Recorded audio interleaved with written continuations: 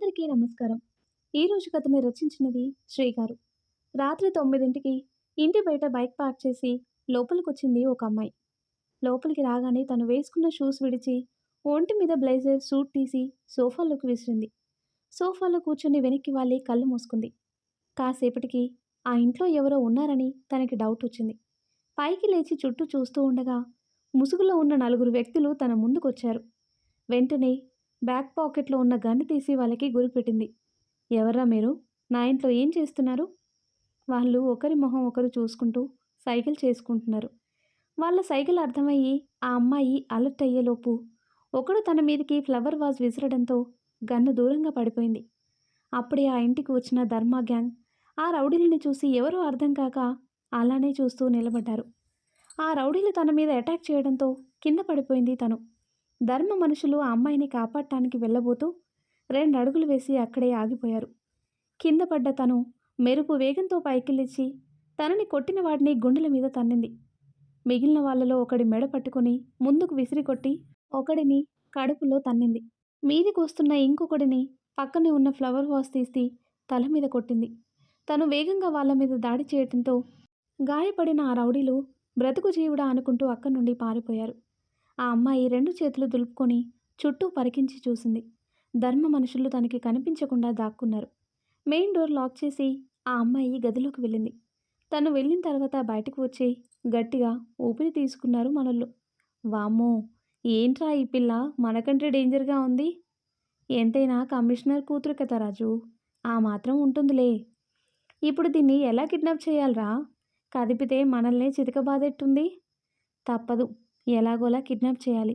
అప్పుడేగా మనకి వదిన ఆచూకీ తెలిసేది. నిజమే, అన్నని అలా చూడలేకపోతున్నాం. ఏం చేద్దాం? ఒక పని చేద్దాం రాజు. ఆ పిల్ల ఇప్పుడు ఎలాగో భోజనం చేస్తుంది కదా, అందులో నిద్ర మాత్రలు కలిపేద్దామా? రాజు ఓరగా పక్కకు తిరిగి చెయ్యి ముందుకు చాచాడు. ఏంటి రాజు? నిద్ర మాత్రలు కలుపుతానన్నావు కదా, నీ దగ్గరుంటే ఇటివ్వు, కలిపేసి వస్తాను. అంటే లేవు, బయటికి వెళ్ళి తీసుకురానా? వెళ్ళు, నువ్వు వచ్చేలోపు ఆ పిల్ల భోజనం చేసి బొజ్జుంటుంది. నిజమే రాజు, ఇప్పుడేం చేద్దాం? ఆ పిల్ల నిద్రపోయే వరకు వెయిట్ చేసి ఆ తర్వాత క్లోరోఫామ్ ఇచ్చి తీసుకువెళ్దాం. ఇదేదో బాగానే ఉంది. ఓకే, సైలెంట్గా ఉండండి. ఆ పిల్లకి ఏమాత్రం డౌట్ వచ్చినా ఇందాక ఆ రౌడీలని చితక్కొట్టినట్టు మనల్ని కూడా చావగొడుతుంది. అవునవును, సరే పదండి. కాసేపటికి ఆ అమ్మాయి స్నానం చేసి గది నుండి బయటకు వచ్చింది. ఫ్రిడ్జ్ నుంచి జ్యూస్ తీసుకొని తాగి మళ్ళీ గదిలోకి వెళ్ళిపోయింది. ఒక అరగంట ఎదురు చూసి నెమ్మదిగా ఆ గది దగ్గరికి వచ్చారు. ఆ అమ్మాయి నిద్రపోతూ కనిపించటంతో నెమ్మదిగా అడుగులో అడుగు వేసుకుంటూ లోపలికి వచ్చారు. బెడ్కి దగ్గరగా వచ్చి తన ముక్కు దగ్గర స్ప్రే చేసేంతలో ఆ అమ్మాయి రాజు చెయ్యి పట్టుకొని విసిరి కొట్టింది.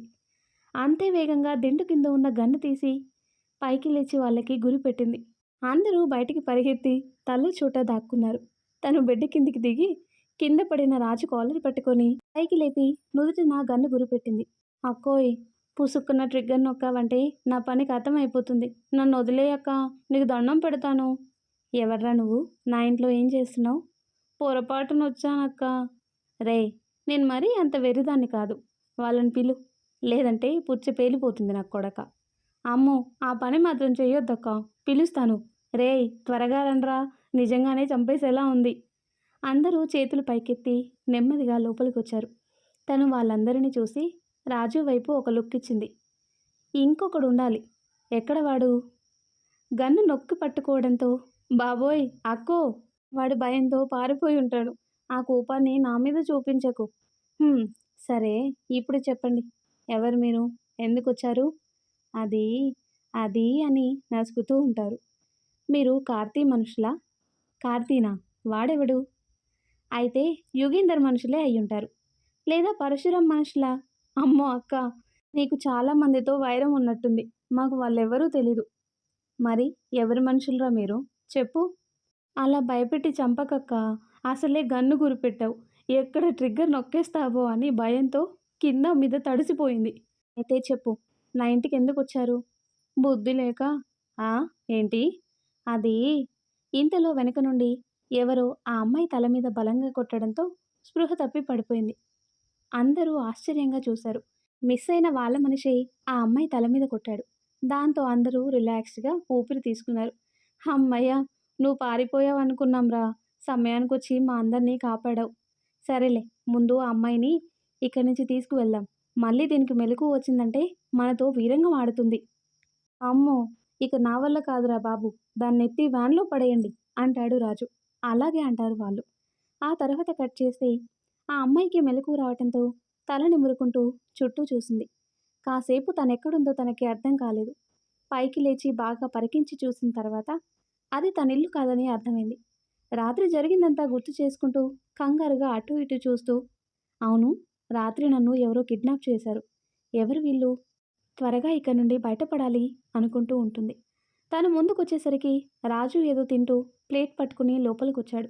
తను వేగంగా ముందుకు కదిలి రాజు చేతిలో ప్లేట్ లాక్కొని అతని తల మీద కొట్టి బయటికి పరిగెత్తింది. మాడు పగిలిన రాజుకి తల తిమ్మెక్కి ఏం జరిగిందో కాసేపు అర్థం కాలేదు. బయటికొచ్చిన తనని ఆపడానికి ప్రయత్నిస్తున్నారు ధర్మ మనుషులు. తను చేతికి దొరికిన వస్తువులతో వాళ్ళపై దాడి చేస్తూ ఉంది. బయట గొడవ వినిపించడంతో గది నుంచి బయటకు వచ్చాడు ధర్మ. ఆ అమ్మాయి తన మనుషుల్ని కొట్టడం చూసి వెంటనే మెట్లు దిగుతూ కిందికొచ్చాడు. ధర్మ తన చెయ్యి పట్టుకునేసరికి చేతిలో ఉన్న వస్తువుతో ధర్మని కొట్టడానికి చెయ్యెత్తింది. ధర్మ ఆ చెయ్యి పట్టుకుని వెనక్కి మడిచి పట్టుకున్నాడు. తను పట్టు విడవకుండా ధర్మ నుంచి విడిపించుకోవటానికి ప్రయత్నిస్తూ ఉండటంతో చెయ్యి పట్టుకొని కోపంగా తన వైపు లాక్కున్నాడు. దాంతో తను పూర్తిగా ధర్మని అతుక్కుపోయింది. దృఢమైన ధర్మ ఛాతీ భాగం తనని తాకగానే ఆ అమ్మాయి గుండె జల్లుమంది. కన్నార్పకుండా ధర్మని చూస్తూ ఉండిపోయింది. అప్పటి వరకు బీభత్సం సృష్టించిన తను సైలెంట్ అయ్యేసరికి ధర్మ మనుషులు తనని చైర్లో కూర్చోబెట్టి కాళ్ళు చేతులు కట్టేశారు. రాజు కోపంగా చూస్తూ దగ్గరికొచ్చి ఆ అమ్మాయి నోటికి ప్లాస్టర్ అంటించాడు. అందరూ రిలాక్స్డ్‌గా ఊపిరి తీసుకుంటూ అక్కడే కూలబడ్డారు. అన్నా, ఇది అమ్మాయి కాదన్నా బాబు. Bomb, atom bomb. రాత్రి నుంచి మమ్మల్ని ఎన్ని తిప్పలు పెట్టిందనుకున్నావు? వామ్మో! లేడీ బ్రూస్లీలా విరుచుకుపడింది. ఆ అమ్మాయి "ఊ" అంటూ ఉంటుంది. ఏంటి కాసేపాగు, నీ బాధేంటో వింటాం. నువ్వు చేసిన రచ్చకి మా వాళ్ళందరూ ఎలా అయిపోయారో చూడు. అన్నా, దీన్ని మేము హ్యాండిల్ చేయలేం గానీ నువ్వే హ్యాండిల్ చెయ్యి. ధర్మ తన దగ్గరికొచ్చి ఎదురుగా చైర్ వేసుకుని కూర్చున్నాడు. నోటికున్న ప్లాస్టర్ తీసి తన వైపు చూసేసరికి ఆ అమ్మాయి తనని తదేకంగా చూస్తూ ఉంది. ధర్మ ఆ అమ్మాయి మొహం ముందు చిటిక వేయటంతో తేరుకొని కంగారుగా చుట్టూ చూసింది. ఎవరు మీరు? నన్నెందుకు తీసుకొచ్చారు? వెన్నెల. వెన్నెలెవరో నీకు తెలుసా? అంటాడు ధర్మ. వెన్నెల అంటే నువ్వు ధర్మ? అంటుంది. నా పేరు నీకెలా తెలుసు? ఓ గాడ్! నేను నిన్ను కలవాలనుకున్నాను. వెన్నెలెక్కడా? తను క్షేమంగానే ఉంది కదా? అంటుంది అమ్మాయి. అంటే వెన్నెలెక్కడుందో నీకు తెలీదా? అంటే నీ దగ్గర లేదా? లేదు. వారం రోజుల క్రితం కనిపించకుండా పోయింది. My God! నేను అనుకున్నదంతా జరిగింది. వెన్నెల నుంచి ఫోన్ రానప్పుడే నాకు డౌట్ వచ్చింది. అందుకే తను ఫోన్ చేసిన నెంబర్కి కాల్ చేశాను. రెస్పాన్స్ లేదు. ధర్మ ఆలోచిస్తూ రాజు వైపు చూసి తన కట్లు విప్పమని సైగ చేశాడు. తను కట్లు విప్పిన తర్వాత చేతుల్ని చూసుకుంది. తెల్లటి శరీరం వల్ల కట్టుకట్టిన ప్లేస్ అంతా కందిపోయినట్టుగా అయింది. అయినా అదేమీ పెద్ద విషయం కాదు అన్నట్టు మళ్ళీ ధర్మ వైపు చూసింది. వెన్నెల ఎవరు? తను నా దగ్గరికి ఎందుకు వచ్చింది? అన్నీ చెబుతాను ధర్మ. నేను కొంచెం ఫ్రెష్ అయ్యి రావచ్చా? సరే, పైన వెన్నెల రూమ్ ఉంది, వెళ్ళు అంటాడు ధర్మ. థ్యాంక్ యూ అని తను లేచి పైకి వెళ్ళింది. ధర్మ ఆలోచిస్తూ ఉండిపోయాడు. ఆ తర్వాత కట్ చేస్తే సురేఖ రెడీ అయ్యి కిందికొచ్చింది. అప్పటి వరకు కుంఫు మాస్టర్లా ఉన్న తను పరికిని ఓనిలో తెలుగింటి ఆడపిల్లలా కనిపిస్తుంది. ధర్మ దగ్గరికొచ్చి ఎదురుగా కూర్చుంది తను. తనేం చెబుతుందో అని ఆతృతగా చూస్తున్నాడు ధర్మ. వెన్నెల మీద ఎంత ప్రేమ పెంచుకున్నాడో అతని కళ్ళలోనే కనిపిస్తుంది. చెప్పు, అసలు వెన్నెల ఎవరు? తన సమస్య ఏంటి అని అడుగుతాడు ధర్మ. నేను 10th స్టాండర్డ్ ఒక పల్లెలో చదివాను. మా నాన్న అప్పటికి అక్కడ ఎస్ఐగా పనిచేస్తున్నారు. నేను చదివే స్కూల్ టీచర్ పరంధామయ్య గారు చాలా మంచివారు. పుస్తకాల్లో పాఠాలు మాత్రమే కాదు, జీవిత పాఠాలు కూడా నేర్పించేవారు. ఆయనంటే అందరికీ చాలా అభిమానం, నాకు కూడా. నేను అక్కడి నుంచి వచ్చేసినా కూడా అప్పుడప్పుడు స్కూల్కి ఫోన్ చేసి ఆయన యోగక్షేమాలు తెలుసుకుంటూ ఉండేదానిని. ఇదిగో అమ్మాయి, మా వదిన గురించి అడిగితే అతనెవరి గురించో చెబుతావేంటి? అక్కడికే వస్తున్నా. నిజానికి వెన్నెలెవరో నాకు కూడా తెలియదు ధర్మ. వాట్? తెలియకపోవడం ఏంటి? కూల్ ధర్మ, చెప్పేది శ్రద్ధగా విను. ఏం వినాలి? అసలు వెన్నెల ఎవరో ఏమిటో తెలియకుండా తనకి ఫోన్ ఎలా చేశావు? ముందు నేను చెప్పేది విను. ఆ తర్వాత నీ ప్రశ్నలన్నీ అడుగు. ఓకేనా? అంటుంది సురేఖ. ధర్మ మౌనంగా ఉండిపోయాడు. మా మాస్టరి ప్రోద్బలంతోనే నేను ఐపీఎస్కి ట్రైనింగ్ అవుతున్నాను. తండ్రి అండ ద్వారా ఎదిగిందని అందరూ అనుకోవటం నాకిష్టం లేక చదువు పూర్తి కాగానే అమ్మా నాన్నలతో కాకుండా విడిగా ఉంటున్నాను. ఒకరోజు పరంధామయ్య గారు ఫోన్ చేసి, ఒక అమ్మాయి నీ దగ్గరకు వస్తుంది. తనకి మీ నాన్నగారి సహాయం కావాలి. నువ్వే ఎలా అయినా తనకి హెల్ప్ చేయాలమ్మా అని అడిగారు. ఎప్పుడూ ఏమీ అడగని మాస్టారు నన్ను సహాయం అడిగేసరికి కాదను లేక సరే పంపించమని చెప్పాను.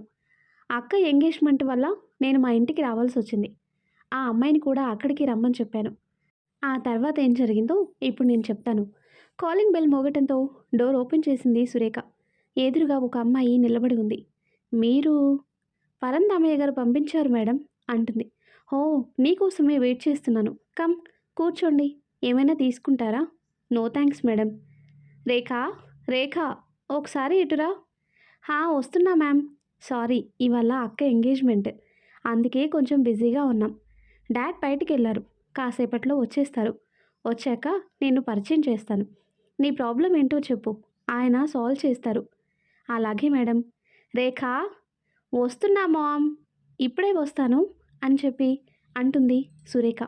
పర్లేదు మేడం, నేను వెయిట్ చేస్తాను అంటుంది వెన్నెల. సురేఖ పై గదిలోకి వెళ్ళింది. ఆ అమ్మాయి అక్కడే కూర్చుని ఆలోచిస్తూ ఉంది. ఇంతలో ఫోన్ మాట్లాడుతూ లోపలికొచ్చిన కమిషనర్ ఆ అమ్మాయిని చూసి షాక్ అయ్యాడు. వెంటనే ఫోన్ కట్ చేసి వాట్సాప్లో ఎవరో పంపించిన ఫోటో ఓపెన్ చేసి చూశాడు. ఆ అమ్మాయే ఇక్కడుందేంటి అని మనసులో అనుకుంటూనే ఒక నెంబర్ డయల్ చేశాడు. హలో, భాను సార్, నేను కమిషనర్ని. చెప్పు. ఆ అమ్మాయి మా ఇంట్లోనే ఉంది. వాట్? నువ్వు నువ్వు చెప్పేది నిజమేనా? నిజం సార్, ఏం చేయమంటారు? చూడు, తన గురించి బయట ఎవరికీ తెలియకూడదు. తను మీ ఇంటికి వచ్చిన విషయం కూడా. వెంటనే తనని బంధించి దాచిపెట్టు. మేమొచ్చి తీసుకెళ్తాం. Okay sir. నా కూతురు ఎంగేజ్మెంట్ జరుగుతుంది. ఎలాగో మీరు కూడా వస్తారు కదా, తనని అక్కడే దాచిపెడతాను. ఫంక్షన్ అయ్యాక మీరు తనని ఈజీగా తీసుకెళ్ళొచ్చు. Okay, but be careful. ఎవరికి డౌట్ రాకూడదు. ఓకే సార్, నేను చూసుకుంటాను అని చెప్పి ఫోన్ కట్ చేసి ఆ అమ్మాయి దగ్గరకు వచ్చి ఎదురుగా నిలబడ్డారు ఆయన. ఆ అమ్మాయి పైకి లేచి నమస్కారం చేసింది. ఆయన ఒకసారి అటు ఇటు చూసి కర్చీఫ్ తీసి మొహానికి అదిమి పట్టుకున్నాడు. అదే టైంలో సురేఖ గది నుండి బయటకు వస్తూ అక్కడ జరుగుతున్నది చూసి షాక్ అయింది. ఆ అమ్మాయి స్పృహ కోల్పోగానే ఎత్తుకొని ఫంక్షన్ హాల్కి వెళ్తున్న సామాన్ల బండిలో కనిపించకుండా దాచిపెట్టాడు. ఆ అమ్మాయిని స్టోర్ రూమ్లో బంధించమని తన మనుషులకి చెప్పి ఏమీ ఎరుగనట్టు లోపలికి వెళ్ళిపోయాడు. ఆయన చేసిందంతా చూసిన సురేఖకి తండ్రి ఏదో తప్పు చేస్తున్నాడని అర్థమైంది. తనకేమీ తెలియనట్టే సైలెంట్గా ఉండి ఆ అమ్మాయిని ఎలా అయినా కాపాడాలని నిశ్చయించుకుంది. కాసేపటికి అందరూ ఫంక్షన్ హాల్కి చేరుకున్నారు. సురేఖ ఒకసారి చుట్టూ చూసింది. అందరూ ఎవరి హడావిడిలో వాళ్ళున్నారు. తను నెమ్మదిగా అక్కడి నుండి ముందుకు కదిలి ఆ అమ్మాయి కోసం ఫంక్షన్ హాల్ మొత్తం వెతుకుతూ ఉంది. ఒక గది ముందు ఇద్దరు మనుషులు కాపలా ఉన్నారు. ఆ అమ్మాయి అక్కడే ఉండుంటుంది. ఎలా అయినా వీళ్ళ దృష్టి మళ్లించి ఆ అమ్మాయిని బయటికి తీసుకుని రావాలి. ఎలా ఎలా అని ఆలోచిస్తూ ఉంటుంది. రేఖ, థింక్, ఏదో ఒకటి చెయ్యి. కాసేపటికి ఏదో తట్టింది తనకి. వెంటనే అక్కడి నుండి వాళ్ళ నాన్న దగ్గరికి వచ్చి నిలబడింది. ఆయనకి తెలియకుండా పాకెట్లో ఫోన్ తీసి తను వేసుకున్న లెహెంగా చున్నీ అడ్డుపెట్టి పక్కకొచ్చేసింది. ఒక గదిలోకి వచ్చి చాటు కావాలని గమనిస్తూనే డయల్ లిస్ట్ చెక్ చేసి ఇంతకు ముందు వచ్చిన నెంబర్కి కాల్ చేసింది. అక్కడున్న ఇద్దరిలో ఒకడు ఫోన్ ఎత్తాడు. వెంటనే గొంతు సవరించుకొని వాళ్ళ నాన్నలా మాట్లాడింది. సార్, చెప్పండి. మీరు అక్కడే ఉంటే ఎవరికైనా డౌట్ రావచ్చు. ఎలాగో అది స్పృహలో లేదు కదా, బయటికి వెళ్ళి కాపలా కాయండి. ఓకే సార్ అంటూ ఫోన్ కట్ చేసి ఇద్దరూ బయటికి వెళ్ళిపోయారు. సూర్యక వాళ్ళు వెళ్ళే వరకు వెయిట్ చేసి ఆ తర్వాత ఆ గది తలుపు తెరుచుకొని లోపలికి వెళ్ళింది. ఆ అమ్మాయి ఇంకా స్పృహలోకి రాలేదు. ఆ అమ్మాయి చేతిని తన భుజం మీద వేసుకుని నెమ్మదిగా నడిపించుకుంటూ వేరే గదిలోకి తీసుకెళ్లి బెడ్ మీద పడుకోబెట్టింది. వాటర్ బాటిల్ తీసి ఆ అమ్మాయి మొహం మీద నీళ్లు చల్లటంతో స్పృహలోకి వచ్చింది. తనెక్కడుందో అర్థం కాక కంగారుగా చుట్టూ చూస్తూ ఉంది. రిలాక్స్, రిలాక్స్, భయపడకు అంటుంది సురేఖ. సురేఖ గారు, మీ నాన్నగారు అని చెప్తుంది. నాకు తెలుసు, నేను చూశాను. నువ్వు ఇక్కడ ఉండడం సేఫ్ కాదు. ముందు నేనిక్కడి నుండి పంపించాలి అంటుంది సురేఖ. ఎలా? ఈలోపు మీ నాన్నగారికి తెలిసిపోతే? భయపడకు. నువ్విక్కడే ఉండు. నేనిప్పుడే వస్తాను. సురేఖ బయటికి వెళ్ళబోతుంటే చెయ్యి పట్టుకుంది తను. నేను తప్పించుకోవటం చాలా అవసరం. నా ప్రాణాల గురించి భయపడి కాదు. ఒక నిజాన్ని కాపాడడానికి. ప్లీజ్ నన్నెలా అయినా బయటికి పంపించండి అంటుంది తను.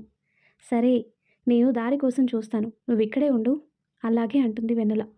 సురేఖ అక్కడి నుండి బయటకు వచ్చి డోర్ లాక్ చేసింది. మళ్ళీ వాళ్ళ నాన్న దగ్గరకు వచ్చి ఫోన్ ఆయన పక్కనే పెట్టేసింది. బయటకు వచ్చి చుట్టూ చూసేసరికి పోలీసులు కాపలా ఉన్నారు. ఆ ఫంక్షన్ హాల్ మొత్తం పరిశీలిస్తూ తిరుగుతున్న తనకి వెనుక వైపు ఒక చిన్న దారి కనిపించింది. ఆ దారి గుండా బయటకు వచ్చి అంతా చెక్ చేసుకుని లోపలికి వచ్చేసరికి తన తల్లి ఎదురుపడింది. ఎక్కడికి వెళ్ళిపోయావే? నేను ఇక్కడే ఉన్నానమ్మా. సరేలే, అక్కకి ఈ డ్రెస్ ఇచ్చిరా. అలాగే అంటుంది. వాళ్ళ అమ్మ చేతిలో డ్రెస్ తీసుకొని ఆ అమ్మాయి దగ్గరికి వచ్చింది. ఇదిగో ఈ డ్రెస్ మార్చుకో.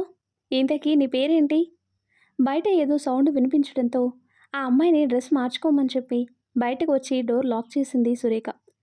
సురేఖ వాళ్ళక్క తనను వెతుకుతూ అటువైపు వచ్చింది. అక్క, నేను ఇక్కడున్నాను. ఇక్కడున్నావా? అమ్మ నా డ్రెస్ నీకు ఇచ్చానని చెప్పింది. ఏది? అది అది అని నసుకుతూ ఉంటుంది సురేఖ. డ్రెస్ అడిగితే అలా నీళ్లు నములుతావేంటి? ఇవ్వు, ముహూర్తానికి టైం అవుతుంది. సారీ అక్క, ఆ డ్రెస్సు చిరిగిపోయింది. కొంచెం చిరిగినా నువ్వు వేసుకోవు కదా అని డస్ట్బిన్లో పడేశాను. ఏంటి? ఆ డ్రెస్ ఖరీదు 40,000. అలా ఎలా పడేశావే? హా, మరి మన పని మనిషి నీ డ్రెస్ ఐరన్ చేస్తూ చిన్న చిరుగు పెట్టిందని ఆవిడ్ని తిట్టి ఆ డ్రెస్ డస్ట్బిన్లో పడేశావు. ఇప్పుడు మాత్రం చిరిగిన డ్రెస్ వేసుకుంటావా ఏంటి? అందుకే డస్ట్బిన్లో పడేశాను. అబ్బా నిన్ను! అమ్మా, అమ్మా! అబ్బబ్బా, రెడీ అవ్వకుండా ఏంటే మీకు అలా? అమ్మా చూడు, ఇది నా డ్రెస్ చించి పడేసిందంట. అబ్బా, అక్క చెల్లెళ్ళు అన్న మాటే గాని మీ ఇద్దరికీ ఒక్క క్షణం కూడా పడదు. ఏంటి రేఖ ఇది? ఇవాళ దాని ఎంగేజ్మెంట్. కనీసం ఈ రోజైనా గొడవ పడకుండా ఉండలేరా? సర్లే అమ్మా, వేరే డ్రెస్ ఏదైనా వేసుకోమను. లేదంటే చెప్పు, ఆ చెత్తలో పడేసిన డ్రెస్ తీసుకొస్తాను అంటుంది. చిచి, ఆ చెత్తలో పడిన డ్రెస్ నేను వేసుకోవాలా? నెవర్. అయితే మూసుకొని వేరే డ్రెస్ వేసుకో. నిన్ను! అబ్బా ఆపండి మీ గొడవ. నాకు అత్తగారి పోర్లేదు కానీ మీ పోరు ఎక్కువైంది. నువ్వు రావే, టైం అవుతుంది, రెడీ చేస్తాను అని వాళ్ళిద్దరు అక్కడి నుండి వెళ్ళిపోయారు. సురేఖ రిలాక్స్డ్గా ఊపిరి తీసుకుని డోర్ తీసి లోపలికొచ్చింది. అప్పటికే ఆ అమ్మాయి డ్రెస్ మార్చుకొని అటూ ఇటూ తిరుగుతూ ఉంది. మేడం, ఏమైంది? చుట్టూ పోలీసులు, మా డాడీ మనుషులు ఉన్నారు. తప్పించుకోవటం కష్టమే. మరెలా మేడం? కంగారు పడకు.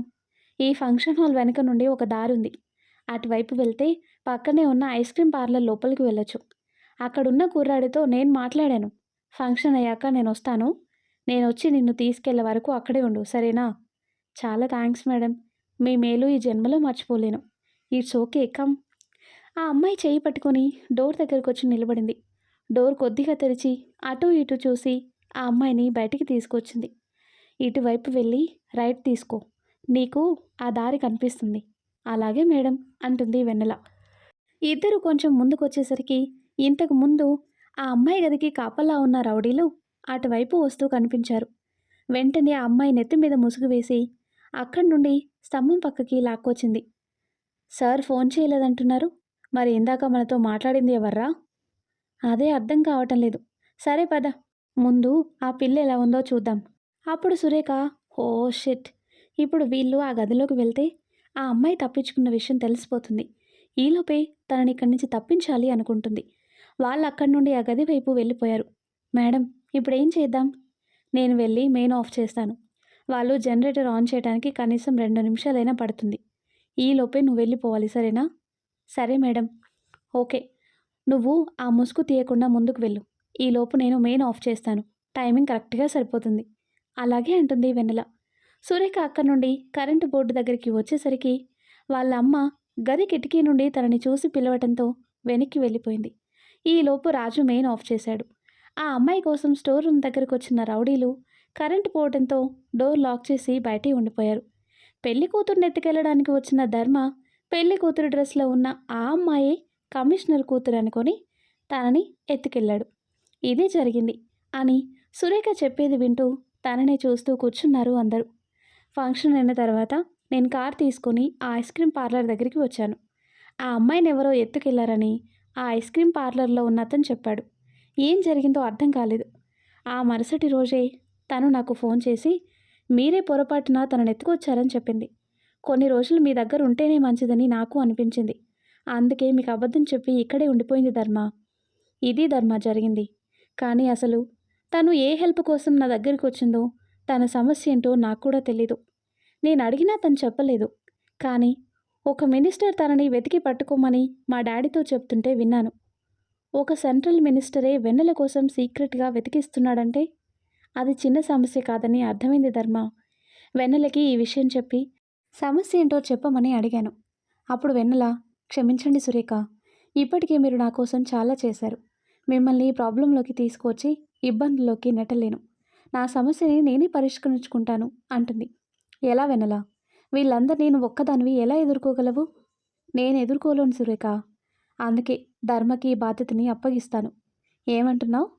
అతను మాత్రం ఎందుకు రిస్క్ చేస్తాడు? చేస్తాడు, నా ప్రేమ కోసం.